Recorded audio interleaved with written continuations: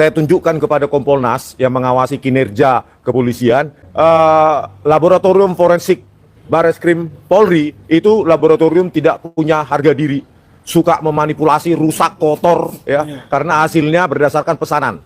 Salah satu kasus dari sekian banyak, salah 3 kasus Vina Cirebon, kasus KM50, kasus Jessica Wongso, terutama, ya, polisi setannya siapa? Yaitu Tito Karnavian. Berikut polisi setan lainnya siapa? Krisnamurti yang sekarang menjabat Dirtipidum, Kadip Pintar. Terus sekarang polisi setan lainnya, Kepala Laboratorium Komputer Forensik itu Muhammad Nual Azhar. Ya, kasus Jessica, pangkatnya masih AKBP. Sekarang sudah Brigjen. Itu loh, polisi setan kok malah kita bayar pakai uang pajak. Harusnya kan Pak Prabowo Subianto ketiga polisi setan itu ya di Nusa Kambangan. Gitu loh, supaya kita bongkar ini bobroknya Laboratorium Forensik Bareskrim Polri. Kepolisian Indonesia menjadi kepolisian terkotor, terkorup se-Asia Tenggara. Kalau menurut saya pribadi, kepolisian Indonesia adalah kepolisian terkotor, terkorup sedunia. Tadi saya sampaikan kepada Kompolnas, transkrip yang dipresentasikan oleh Bareskrim itu adalah transkrip bodong. Kalau kepolisian terus-menerus melakukan pekerjaannya dengan cara seperti ini, maka tidak tertutup kemungkinan dari 12 orang nanti akan ada kasus berikutnya lagi, ada 50 orang dan seterusnya.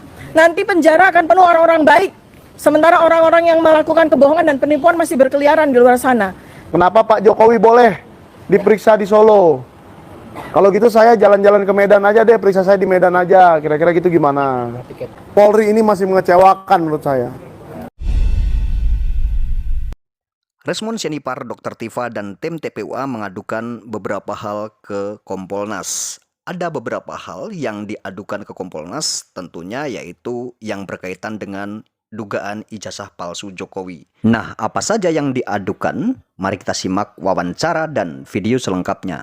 Ya, tadi banyak yang kita tunjukkan ya, demonstrasikan ya terkait dengan sejumlah metode ya yang kami demonstrasikan tadi terkait dengan ijazah maupun lembar pengesahan skripsi atas nama Joko Widodo, terutama lembar pengesahan skripsi yang kami analisa dengan metode OCR ya, Optical Character Recognition, dengan di hybrid dengan edge detector dan adaptive thresholding. Jadi di situ bisa kami buktikan bahwa lembar pengesahan Joko Widodo ya dengan menganalisa proportional spacing dan kerning, maka itu kita buktikan bahwa lembar pengesahan Joko Widodo itu dibuat dengan teknologi digital, word processor modern. Tebakan saya adalah word processor, word document yang ada di Microsoft Windows tahun 2003-2004. Ya, begitu juga dengan ijazah, kita bandingkan ijazah Pronojiwo ya dengan overlapping detection itu tidak identik. Terus dengan uji lapisan visual menggunakan metode yang dinamakan dengan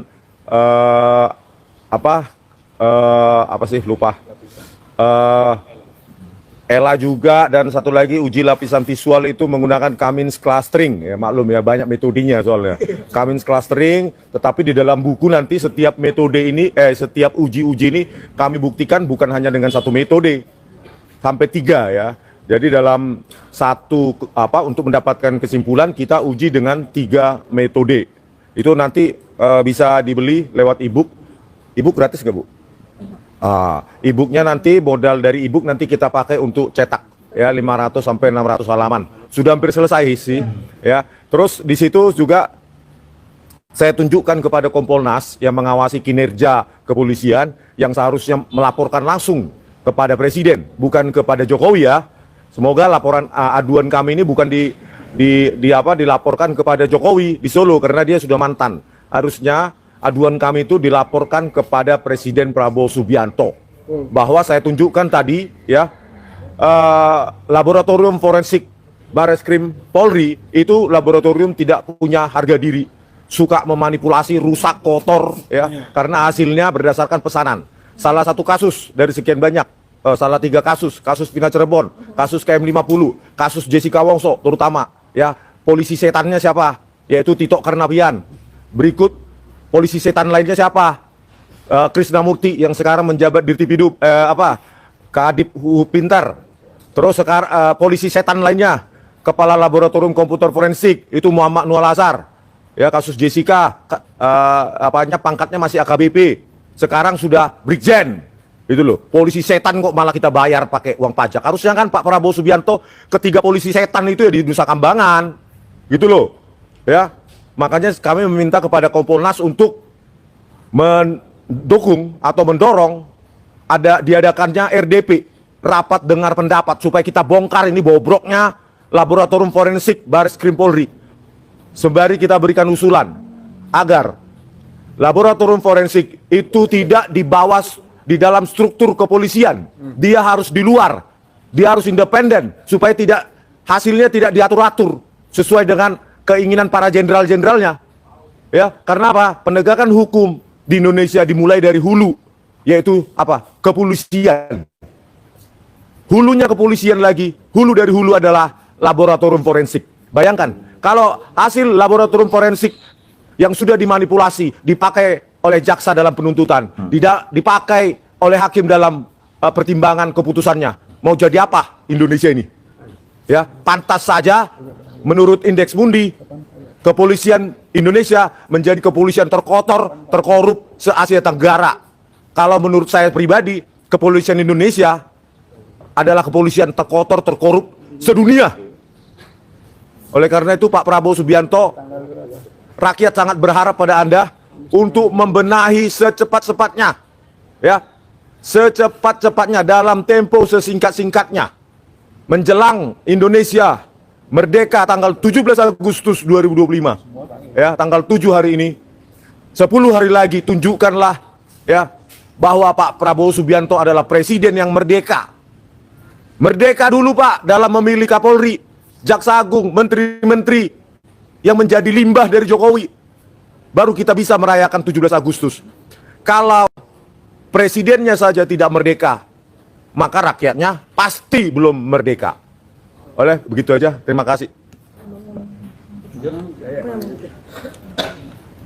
Baik, bismillahirrahmanirrahim. Saya menyambung apa yang disampaikan Dr. Risman Sianipar terkait dengan dokumen-dokumen yang digunakan oleh Bareskrim yang kemudian digunakan untuk memberikan simpulan terhadap hasil laboratorium forensik yang dilakukan oleh mereka. Tadi saya sampaikan kepada Kompolnas, setelah ini kali kedua ya, saya bertemu dengan Komisioner Kompolnas. Tadi saya presentasi, alhamdulillah diberikan kesempatan seluas-luasnya untuk presentasi. Di situ saya membandingkan dokumen-dokumen yang digunakan oleh Bareskrim untuk diuji laboratorium. Satu, yaitu ijazah fotokopi bersama dengan ijazah asli milik dari lulusan Fakultas Kehutanan UGM tahun 1985. Kemudian yang kedua adalah transkrip ya. Transkrip yang dipresentasikan oleh Bareskrim itu adalah transkrip bodong. Transkrip yang sama sekali jauh dari otentitas. Karena di tangan kami sudah ada transkrip nilai asli dari Fakultas Kehutanan UGM yang berbeda sekali dengan transkrip nilai yang dipresentasikan oleh Bareskrim tanggal 22 Mei 2025. Sayangnya pada tanggal 9 Juli pada saat gelar perkara khusus di mana saya diundang oleh TPUA menjadi saksi ahli, saya hanya diberi kesempatan 5 menit saja sehingga tidak punya waktu untuk mempresentasikan temuan-temuan dari yang kami lakukan. Foto-foto yang digunakan oleh Bareskrim itu adalah foto-foto yang unverified, foto-foto yang hanya dikumpulkan sembarangan saja. Tetapi kepolisian dalam hal ini Bareskrim ya rupanya lupa bahwa teknologi digital sekarang luar biasa. Hanya untuk melakukan analisis terhadap foto-foto itu sangat mudah dilakukan, bahkan bukan hanya oleh ahli ya. Jadi ini sekali lagi adalah catatan besar sekali ya, kasus dugaan ijazah palsu ini catatan yang besar sekali. Saya mendukung apa yang tadi disampaikan oleh sahabat saya Dr. Risman Sianipar ya, bahwa harus ada perubahan yang sangat drastis ya terhadap independensi dari Bareskrim, independensi dari Puslapfor ya. Sebab jangan sampai kemudian digunakan untuk melakukan legitimasi terhadap dokumen-dokumen yang unverified atau tidak otentik ya. Itu yang sangat penting, sebab kalau kepolisian terus-menerus melakukan pekerjaannya dengan cara seperti ini, maka tidak tertutup kemungkinan dari 12 orang nanti akan ada kasus berikutnya lagi, ada 50 orang dan seterusnya. Nanti penjara akan penuh orang-orang baik, sementara orang-orang yang melakukan kebohongan dan penipuan masih berkeliaran di luar sana.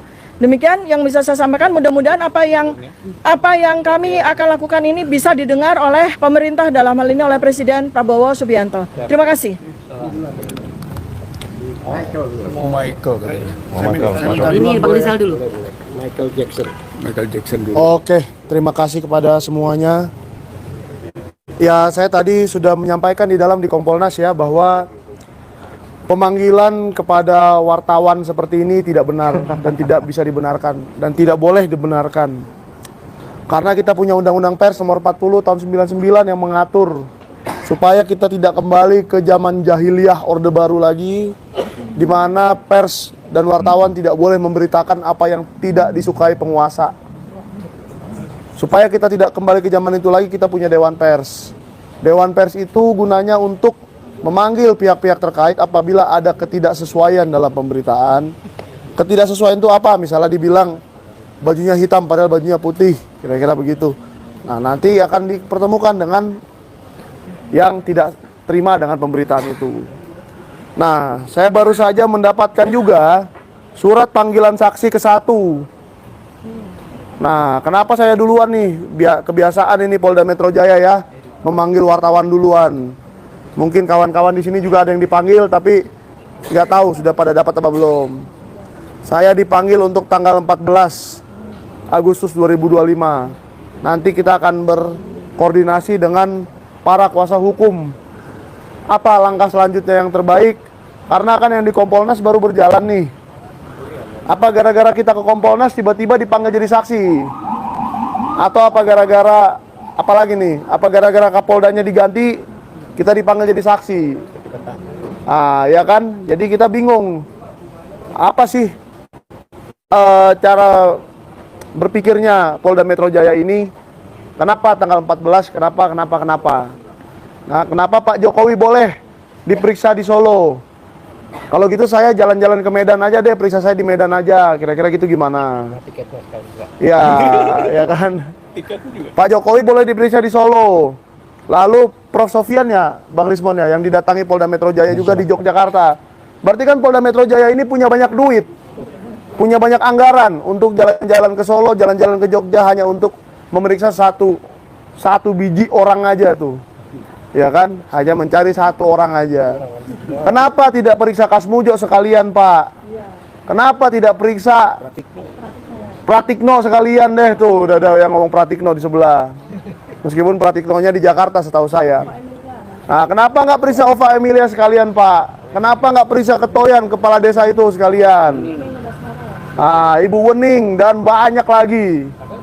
Kok dekannya segala macam, Sigit Sunarta. Kenapa nggak periksa orang-orang yang sudah memberikan ijazah ke kami itu? Banyak loh. Nah, jadi ini kesannya sepertinya tebang pilih. Suka-suka gue. Siapa yang gue suka, gue tanyain. Siapa yang gue nggak suka, ya udahlah biarin aja. Nggak usah diganggu-ganggu. Kasmujo nggak usah diganggu.